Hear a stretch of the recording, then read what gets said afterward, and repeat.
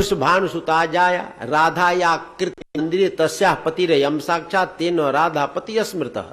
जो ये आपका बालक है, जो आपका बालक है, इसका विवाह वृषभान की पुत्री राधा रानी के साथ में होगा, इसलिए इसका एक नाम राधा बर भी होगा।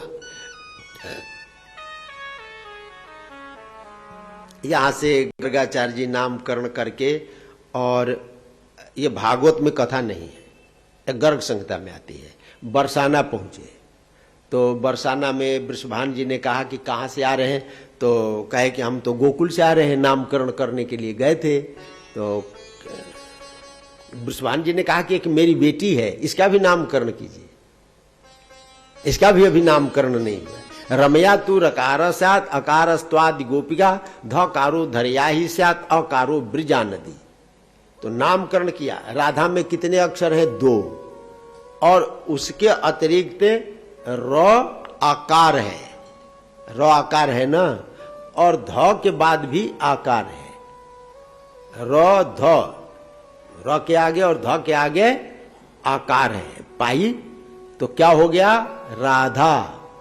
तो जो र है, रमया तू रकार स्यात्, वो रमा यानी लक्ष्मी का वाचक है, और जो आकार है आदि गोपिका का है। जो ध है वो धरा पृथ्वी का वाचक है, और ध के आगे जो आकार है वो बिरजा नदी का वाचक है। ये चारों लीला भू श्री बिरजा चतुस्ता पत्नी, वही भगवान की गोलोक धाम में 4 पत्नियां हैं, लीला भू श्री और बिरजा। तो इन चारों देवियों का समावेश राधा नाम में है, राधा में है। इसलिए आपकी जो पुत्री है, इसमें संपूर्ण ऐश्वर्य विद्यमान है। और राधा कृष्णे हे गोपा ये जपंती पुनः पुनः चतुष्पदार्थम किम तेषाम साक्षात कृष्णोपि लभ्यते। ये राधा कृष्ण, देखिए जो राधा कृष्ण जुगल मंत्र है, राधा राधा कृष्ण कृष्ण कृष्ण राधे राधे राधे श्याम श्याम श्याम राधे राधे, ये इसको जुगल मंत्र बोलते हैं। ये जुगल मंत्र की चलन एक गर्गाचार्य जी के समय से ही प्रारंभ हुआ है। उसके हमारे विद्वान लोग कहते हैं उसके पहले राधा कृष्ण की उपासना का विधान नहीं था, उसी समय से प्रारंभ हुआ। और गर्गाचार्य जी ने कहा कि आपकी जो बेटी है इसका विवाह श्री कृष्ण के साथ होगा। तो वृषभान जी ने कहा कि फिर आप करा दो शादी, नंद बाबा के बेटे श्री कृष्ण के साथ मेरी बेटी राधा रानी का विवाह करा दीजिए। तो कहे कि नहीं, अहम न कारी श्यामी विवाह मन्योर निप तयोर विवाह भविता भांडिरी जमुना तटे। देखिए मैं विवाह नहीं कराऊंगा, और आज होगा भी नहीं, और यहां होगा भी नहीं, फिर कहां होगा? जमुना के किनारे भांडिर बट में।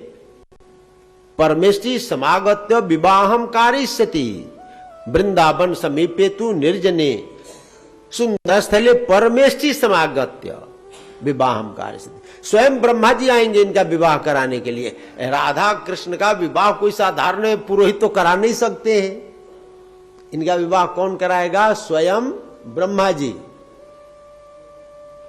ये एक कथा आती है, एक बार नंद बाबा गाय चराने के लिए गए थे, तो गाय चराते चराते दूर चले गए भांडिर बट। जब भांडिर बट पहुंचे तो जोर से आंधी चलने लगी,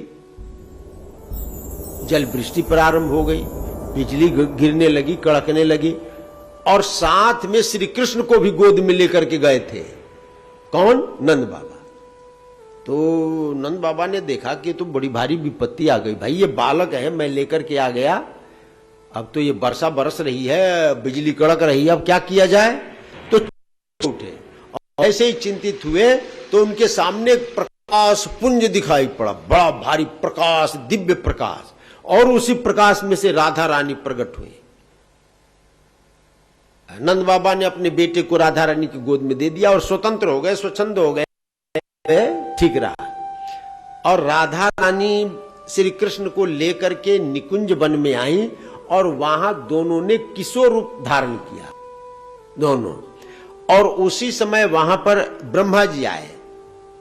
ब्रह्मा जी ने कहा कि देखिए महाराज, आप संसार में अब लीला करेंगे ना, हाँ लीला करेंगे, आपके ऊपर कोई कलंक न लगा सके, इसलिए अब हम आपकी शादी कराएंगे राधा रानी में और श्री कृष्ण में।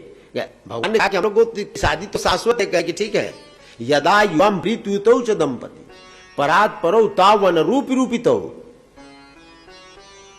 तथापि लोक व्यवहार संग्रहात विधिम विवाहस्य तु कार्याम्यहम्। यद्यपि आप सनातन दंपति हैं, ये मैं जानता हूं, लेकिन अब मैं आपका विवाह विधि के साथ करवाऊंगा, अग्नि प्रज्वलित करूंगा, मंत्र भावर देंगे, तभी विवाह संपूर्णता से संपादित हुआ माना जाएगा।